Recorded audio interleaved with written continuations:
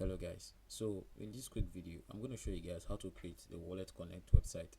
Now the reason is that a lot of people have actually been asking me about WalletConnect website, Victory website and this celebrity website, so I decided to do the tutorial for them. So in this video I'm going to show you guys how the process is. And mind you, I did this video in a state where I was very tired, so I didn't record throughout, or I didn't explain throughout the set of the video. So I'm just going to use this process to explain it, and then I'm going to use background music throughout. So the WalletConnect website is actually a website whereby people go there. It's like an helping website or a help website where people go there.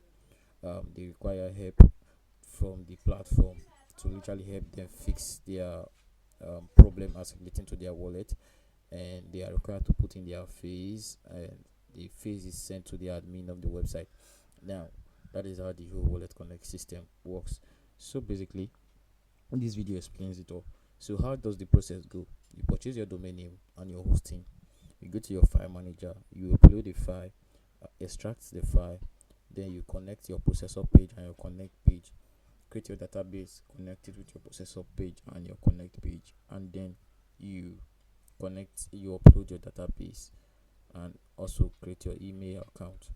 So the email account is where you're going to be receiving the wallet phases, and that's it. Now this one I actually customize it such that if users go there and put the phase the first time, it will tell them the phase is wrong.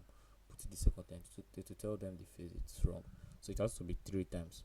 As for some people that will have to put the phase to just test it, they'll be so shocked that okay, it did not work, and then they put the phase again, it did not work, and then they put the right phase. So that's the whole system of the WalletConnect website. So guys, don't forget to like my video, share this video if you find it interesting, and also comment if you have any issue as regarding this kind of website. So guys, let's get started.